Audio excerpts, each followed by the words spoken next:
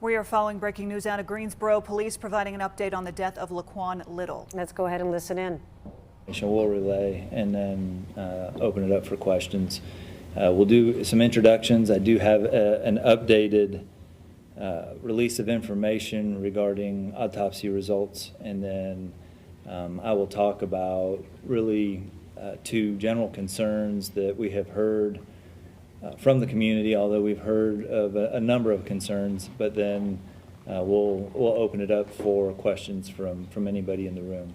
So to start with, I am Chief John Thompson, and I have with me up here today two assistant chiefs, one over the Patrol Bureau that provided the initial response to the missing persons report, and we also have the assistant chief over the Investigative Bureau, who is responsible to oversee the detectives who investigate missing persons cases. And I'll let them introduce themselves. I'm Assistant Chief M.J. Harris, currently over the Patrol Bureau. I'm Assistant Chief Rick Austin, currently over the Investigative Bureau. So what I'll start with is an update from the medical examiner's office related to the autopsy results. Based on preliminary findings, the North Carolina Office of the Chief Medical Examiner has ruled Mr. Little's manner of death as accidental due to drowning. Toxicology results are pending, and there is no set time for when those results may become available. This information has been shared with Mr. Little's family. And what I'd like to do is just take a moment to kind of generally speak to two concerns that I know have come up through the community, not only through Mr. Little's family and friends, but other community members as well. And one is the decision not to search the pond where ultimately Mr. Little was located. Second being what actions were taken over the course of the time of when Mr. Little was reported missing until ultimately he was found in the pond. So after the report was filed, the case was assigned to a detective for follow-up. During that investigation, I believe it was the January 3rd, information by family and friends who were out at the apartment complex where Mr. Little was last seen indicated that there were some tracks near a retention pond and some vehicle tracks near a retention pond in the apartment complex. The detective went to the scene, met with individuals, family and friends that were there, and he had a number of pieces of evidence that really led him not to believe that Mr. Little was in the pond. One of those being that when contact was made with the mother of Mr. Little's child, and I'm not sharing her information publicly at this time, but when he was on the phone with her, presumably after he left the apartment complex, he had made the statement that he believed he was driving in Jamestown on his way to meet with the mother of his child and pick up his child. So that was one piece of information the detective had. Second, the tracks in the grass near the pond went for approximately 8 to 10 feet. They didn't continue. They didn't go into the pond itself, but they were stopped. And so that led the detective to take some additional actions. Maintenance of the apartment complex was contacted, and they relayed to the detective that the pond was only 3 to 4 feet deep at its depth. So you have the statement from Mr. Little in the Jamestown area. You have the tracks that led up to the pond or in the grass, but did not continue completely into the pond. They stopped probably anywhere from 15 to 20 feet before ever making it into the pond. You have information from maintenance advising the pond was 3 to 4 feet deep, and if there was a vehicle in there, it would have been seen. And there was also video surveillance from the apartment complex that showed at the time what we believe to be Mr. Little's vehicle leaving the apartment complex about an hour and a half after he was last seen from his friends there at the apartment. All of that information is what led detectives to believe that he was not located in the pond at that time and that he had made it out of the apartment complex and possibly on his way to meet with the mother of his child. So the information out there, we know all of that information has not been shared with the community. Some of it's been in bits and pieces. We just wanted to make sure everybody understood that this was not a case where there was clear evidence that it was obvious that this vehicle had driven into the pond and we just failed to act or did not take that into consideration. It was the opposite, where we did take it into consideration. The steps that the officer took, he also deployed an aerial drone over the pond to see if he could see anything in the water or along the banks of the pond that would indicate the vehicle had went in, and nothing of the evidence pointed to that. So at that point, the investigation continues, and over the next 10 days until Mr. Little was located, there are a number of steps the detective took for investigative follow-up. There were DNA samples collected to enter into our missing database, missing persons database. Cameras were being followed up on. Interviews were done with the last 4 individuals who saw Mr. Little before leaving the apartment complex. We were getting leads and information from the community. We had one lead that somebody had seen him in Lexington after he had been reported missing. We had information from another individual that Mr. Little's phone had called their phone twice, leading us to believe that, again, he may be somewhere still alive at that point. All that information, working with Highway Patrol, hospitals, following up with leads from family members, are what the detectives worked on in the days leading up to the recovery of Mr. Little's body from the retention pond. I know that there may be other questions, clarifications, concerns, but I want to start by saying that I don't know what it is like to be in Mr. Little's mother's shoes. I am a parent. I have 2 children, but I have not experienced the loss that she is going through or that she experienced. And I hope I never have to experience that, and I wish nobody would ever have to experience that. And we do take that into consideration when we are investigating these cases and the information that is out there and being relayed. And I want folks to know that,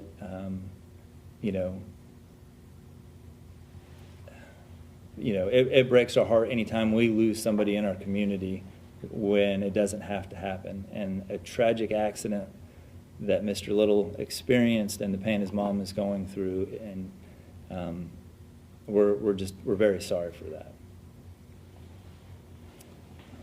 Any questions? I have one. What ultimately made GPD search that pond again if there was evidence showing that maybe his car was not there?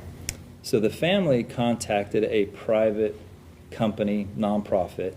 They went out. So we actually obtained additional video footage on Wednesday, and I don't know the date. That would have been the 9th, I believe. Is that Wednesday the 9th? That showed what we believe was his vehicle actually go up over the curb into the grass and then come to a stop. It was ring footage, and for whatever reason the ring footage stopped recording. The vehicle stopped, the ring footage shut down, so there's nothing to show the vehicle continued on into the pond, and there's nothing showing that the vehicle left the area as well. So that footage was available on Wednesday. We believe that the dive team that the family was in contact with saw the footage. They brought out some equipment on Thursday and had identified that, one, the pond was deeper than we were told, that it could be anywhere from 7 to 8 feet deep. and that they were able to detect through some of their equipment that there was possibly an object in there. They couldn't identify what the object was, but they believed it was man-made. It wasn't natural, a tree, something of that nature. With that information, when that was relayed to the detective on Thursday evening, Friday, our county dive team responded to the retention pond to evaluate and determine if they could do a search and recovery effort. Do you believe there was like an issue with the car? I know you said it was an accidental drowning. Like, what do you believe caused it to go inside the pond? This is the challenging part about my position, and so preliminarily, the information we have is that Mr. Little was at the apartment complex drinking. Statements from individuals he was with indicated that he left intoxicated. And at this time, that information leads us to believe that that played a role in him ending up in the pond. In the video that you saw, I saw the same video that you're describing where it kind of stops right there. What video that you saw made it seem like he appeared to be leaving the apartment complex? So there's video from the apartment complex itself, surveillance video, that approximately 5 a.m. that morning shows a vehicle fitting the description of his vehicle leaving. It wasn't clear enough for us to positively identify it through a license plate or verification of seeing him in the vehicle itself. The detectives looked at the video. Some family friends looked at the video and also believed it was his car leaving the apartment complex. And that's really one of the factors that took the detectives away from thinking that he was in the pond. We spoke with the dive team, the volunteer divers from the nonprofit. They told me that their underwater drone was able to make out the actual face and hand of a human being as well as the car. Were you privy to those videos at all? I believe I have seen the video. I can't verify that. Yes, I think I have seen those videos that you're talking about. And so after that initial time when the dive team went out and they verified there was an object in the pond and that it was deeper and they contacted us, our dive team went out that Friday, the next day, and due to weather conditions at that time, the dive team didn't feel that it was safe to do a search or recovery effort.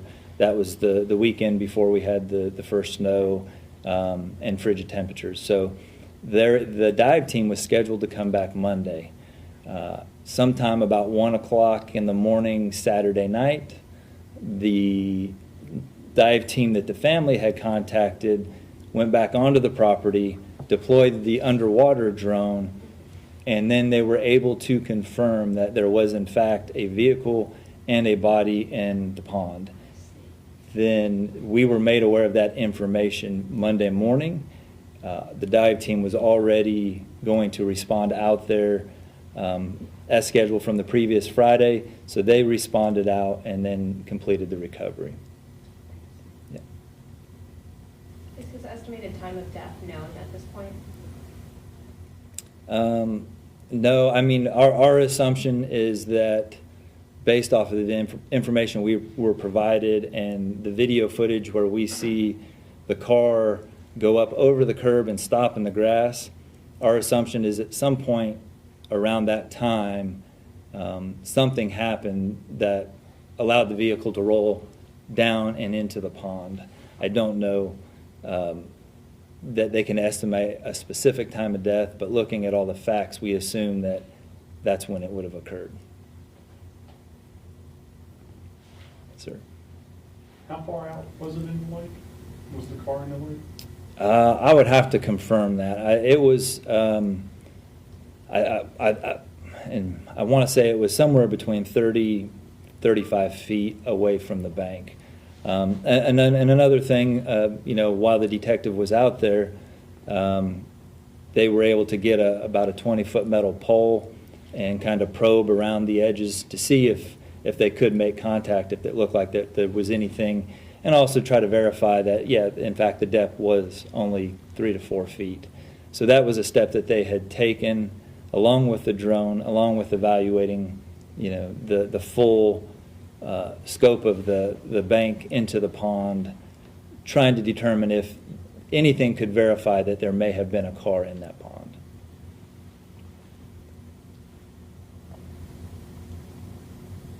Anything else?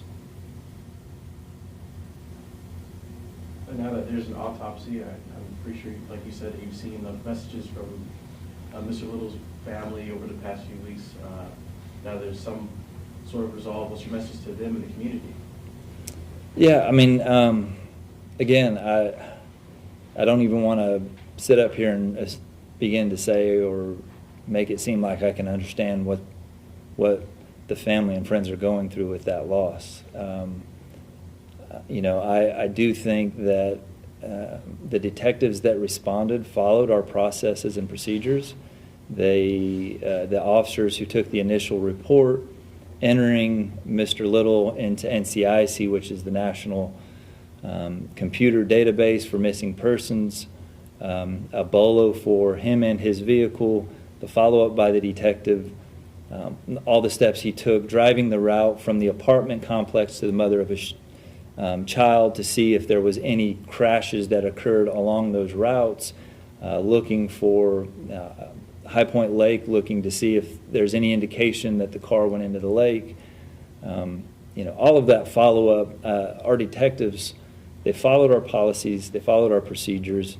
I think anytime we are made aware of scrutiny from our community, we're always self-assessing everything that we do. Are we following best practices? Are we doing everything that we should be doing on every case? Anytime we receive a high level of scrutiny from the community, that forces us to take, I believe, a more significant look at what we do, our policies, procedures, and equipment. And so we've done that with this case. We have identified a shortcoming that we have as it relates to equipment. When we were told about the underwater drone that this nonprofit company used, my first question was, do we as a police department have that capacity? And we don't. We do rely on our county dive team for full recovery and search efforts, but we're already discussing now what that best piece of equipment is for us as an agency and how that can be deployed. If we had that piece of equipment, I think we would have a very different outcome, because it would have been very easy for somebody, the detective, to respond, deploy that equipment, and we would have determined that, yes, in fact, there was a car there. We don't have that ability right now. We've met with city leadership, and they're in full support of us determining what is the best piece of equipment for us. And we will have officers that have access to that equipment and can respond on short-term notice. And I think I was probably more surprised because the volume of retention ponds and lakes and bodies of waters that we have here in our area, that we've never really considered that piece of equipment and its need. So I would just say, I don't know that anything I say will bring the mom and the family and friends of Mr. Little comfort. But we as a police department, we feel the impact when we lose anybody in our community, whether it's an accident, whether it's through violence in our community, and we want to do everything we can to support the mom. I do want to address some of the delay that we've had in the release of the information. And what is unique about this position is the incident started out as a missing person, and the detective was completing the follow-up, and they were doing their investigation. It is not uncommon for us to investigate missing persons, and there are a variety of reasons that somebody is listed as missing, from juveniles who are runaways to individuals who just no longer want to be in contact with family members, to individuals who get involved in substance use and will kind of disappear for days on end. And so this missing person, our goal is to determine why it happened. And when we recovered Mr. Little's body, it became a death investigation. And that changes the ability that I have or that I choose in releasing that information. And I'm very careful once it's a death investigation because we have to maintain the integrity of that investigation. We never want to do anything to jeopardize the integrity of a death investigation because we can't take that information back. And so once we knew it was a death investigation, our next step was to wait for an autopsy. Unfortunately, that took longer than we wanted, but we don't control that. That is a process through the ME's office. And ultimately, once the autopsy was completed Tuesday, then our next step was to meet with the family, share with them those results, let them ask questions, and let them know everything that we know and the next steps going forward. That happened yesterday where detectives met with Mr. Little's mother and explained all that information to him. So part of the frustration from the community, I understand, is why don't we know more and why don't we know it sooner? And unfortunately, my priority is to maintain the integrity of a death investigation, because if we don't and we do something to screw up that investigation, to screw up a court case, if it were in fact to be a homicide, that would be, I think, more tragic than anything. So we always try to put as much information out as we can, trying to be as transparent as possible. Believe me, we have felt the frustration from the community because they have had questions. They wanted to know what we did, why we did it, why decisions were made, and we just have to be careful in how we release that information. All right, you've been listening to Greensboro Police giving an update on the death investigation of Laquan Little. Chief John Thompson saying based on preliminary findings, Laquan Little's manner of death has been ruled accidental due to drowning. The 26-year-old was found in a pond earlier this month, almost 2 weeks after he went missing. He'd left a party on New Year's Eve around 3 o'clock in the morning and wasn't seen after that.